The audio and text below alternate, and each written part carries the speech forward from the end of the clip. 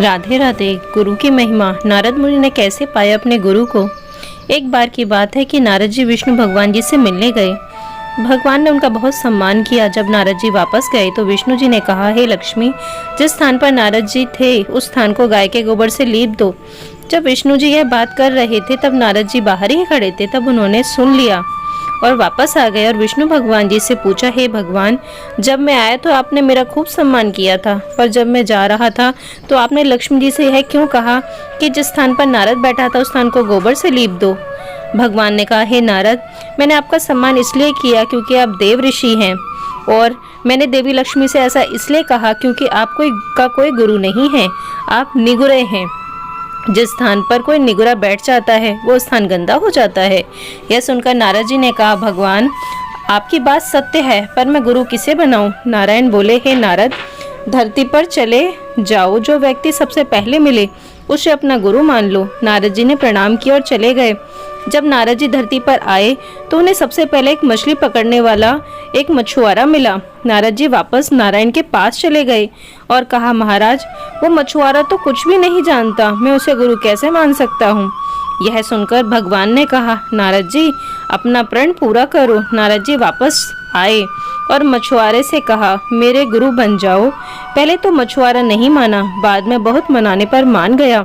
मछुआरे को राजी करने के बाद नारद जी वापस भगवान के पास गए और कहा, हे भगवान, मेरे गुरु को तो कुछ भी नहीं आता, वे मुझे क्या सिखाएंगे। यह सुनकर विष्णु जी को क्रोध आ गया और उन्होंने कहा, हे नारद, गुरु निंदा करते हो, जाओ, आपको श्राप देता हूँ कि आपको 84 लाख योनियों में घूमना पड़ेगा। यह सुनकर नारद जी ने दोनों हाथ जोड़कर भगवान से कहा, इस श्राप से बचने का उपाय भी बता दीजिए। भगवान नारायण ने कहा, इसका उपाय जाकर अपने गुरुदेव से पूछो। नारद जी ने सारी बात जानकर गुरुदेव को बताई। गुरुजी ने कहा, ऐसा करना, भगवान से कहना कि 84 लाख योनियों की तस्वीर धरती पर बना दें, फिर उस पर लेटकर गोल घूम लेना और विष्णु जी से कहना, 84 लाख योनियों में घूम आया, मुझे माफ कर दो, आगे से गुरु निंदा नहीं करूंगा। नारद जी ने विष्णु जी के पास जाकर ऐसा ही किया।